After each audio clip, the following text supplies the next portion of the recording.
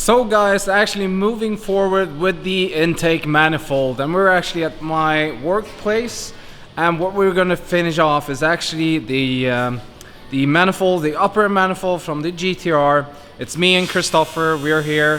He's on the welder. I'm gonna do some modifications to the GTR manifold, and I've already done it, so I'm gonna show you how we did it.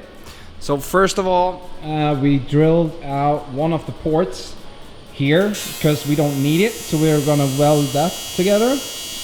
Then this is actually how the manifold works, and on the back side we have these ports, and I think these ports are actually for the original Westgates, so we're gonna block them.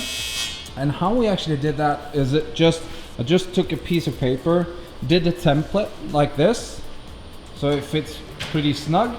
Then we took aluminum part and grinded it out, so took the sawzall, and of course we actually need the gasket.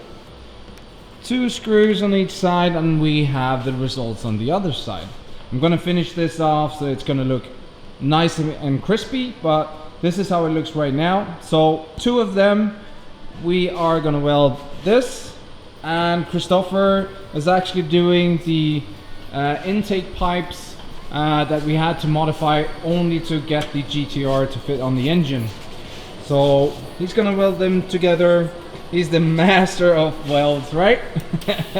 So let's get cracking, and I'm gonna actually fix the fuel rail. I actually touched it up with the cutting wheel, so I have a spinner in here, so we're gonna weld that together. I'm gonna do that, and we're actually gonna put these I think they're called couplers. These are from lmr.se, and these are such a nice thing to have. It's a quick connection that we're gonna have on the valves to the tubing. So it's gonna be like this. We're gonna put them on the tubing, and then the other one is going to be on the valve. So I'm going to put you a little bit on the time lapse, and then I meet up with you again when we are finished here.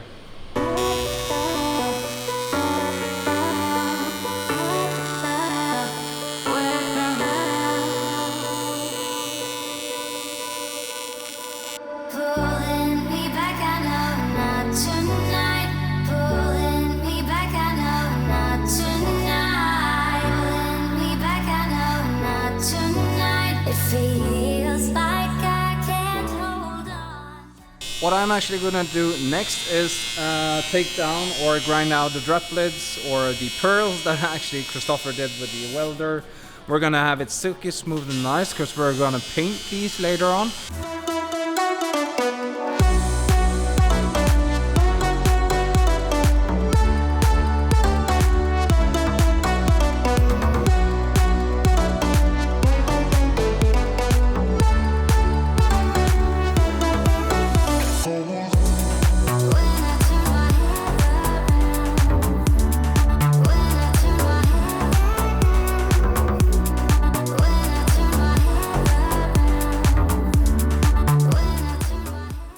So guys, we're back at the workshop, and yeah, as you saw, we finished up with the manifold, and it looks really good.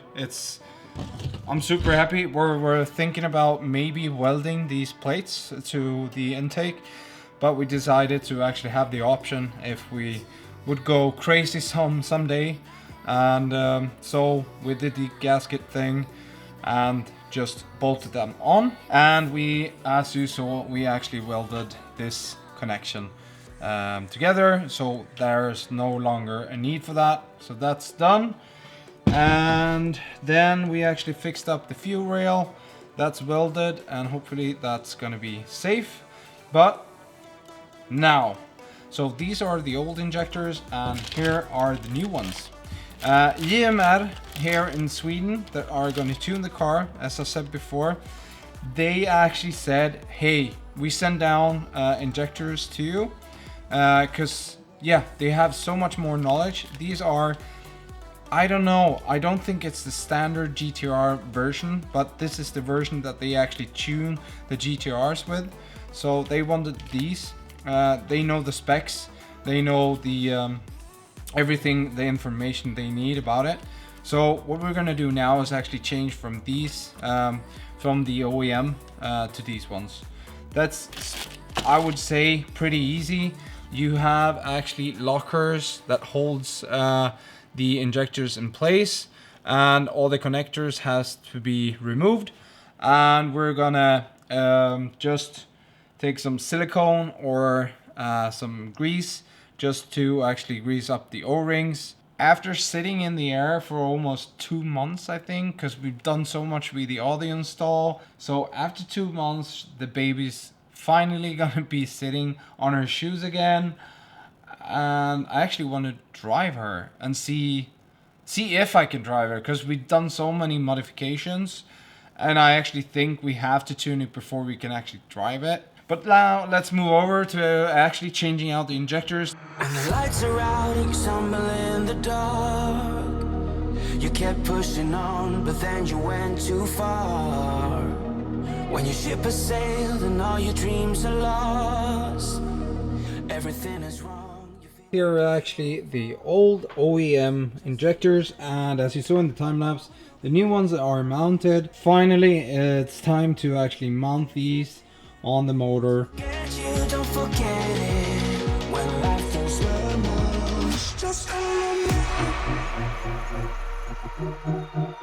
Just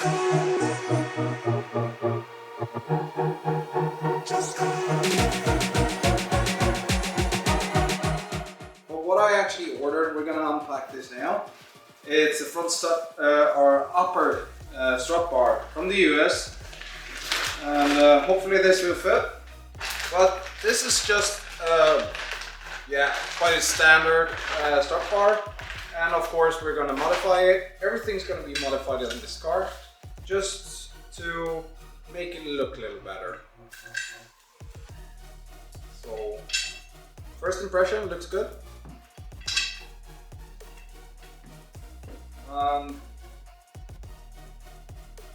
This is never gonna fit.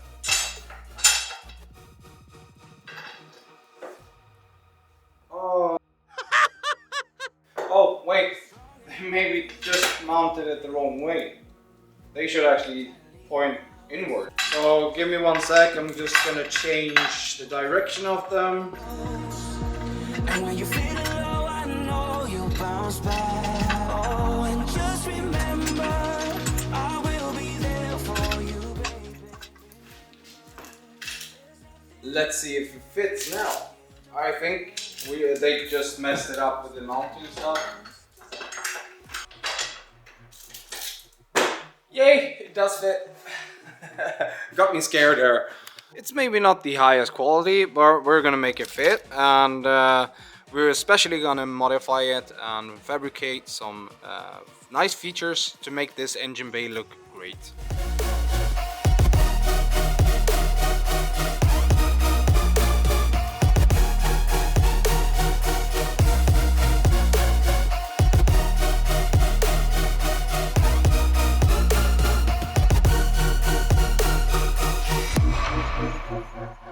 And the next thing we're gonna do is actually change out the fuel pump. When we have bigger injectors, we actually need more fuel, and that's the next thing we're gonna do. Then hopefully we can start it. That's all we have to do. But hey guys, I just want to sign off live from the engine, cranking over, because we changed so much. So we actually have to go up to JRM to get a base map, and then actually to tune it on the dyno. But I'm just gonna show you quick here. We've done all the things with the GTR Manifold, and yes, the tubing looks really bad, but we're gonna fix that up, don't worry. But this is everything mounted. We have the fuel rail with the new GTR injectors, the GTR Manifold, and we did some modifications at my work, that's also done. Yeah, and now actually over to mounting the new fuel pump.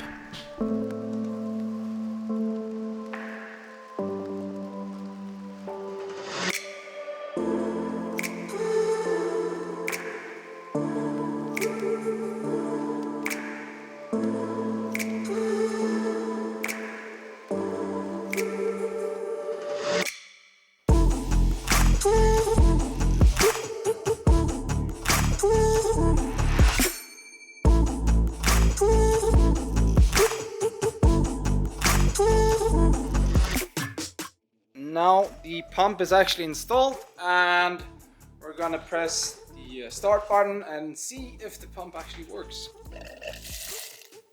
And the pump actually works. And I saw that the gasoline that's in there looks like shit. Looks like Coca-Cola. We've changed the fuel pump and everything's done, and now for actually starting the beast up. I said that before, we just want a sign of life in this motor. Just seeing if it cranks over or not. So let's actually fire this thing up and hopefully everything works. Let's see.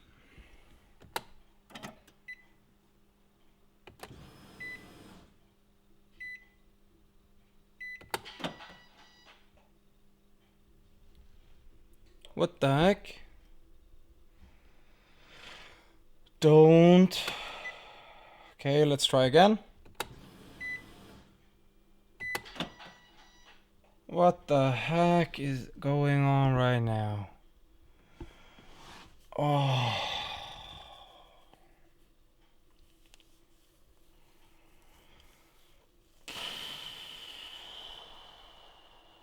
2,000 years later. So guys, the car doesn't start up and I don't know what it is. When I push the start button, everything just shuts down. Sorry, I'm on a bad mood, but some things happened with the car and I don't know what. And when I push the button, everything just turns black. When I actually am at the accessory mode, also the key, amber key light is on, so I don't have any connection with the key. This is life with cars. So I've been so pumped to actually start the thing up, and now it doesn't start. We're gonna dig in and actually see if we can find some fault codes or errors, and hopefully we can find the source of the problem. Guys, I don't know what actually happened with my car, and I've checked every fuse in the whole car, in the engine bay, in the under the glove compartment and everything. I can't find the problem, and the biggest problem is that I don't have any CAN communication, and that worries me, because then I'm worried about the PCM or the BCM that actually talks to each other and sends out the signal of CAN. If that's the issue, I'm in huge problem, because these cars doesn't grow on trees here in Sweden. The G37, it's like 3 cars in the whole of Sweden, and I have to check with my good friend from Poland if he maybe can fix something for me.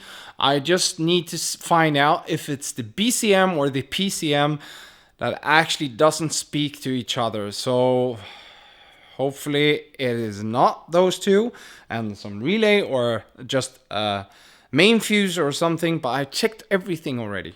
2,000 years later. Guys, I've checked everything on the car, but now I actually went online and I just ordered a fuse box.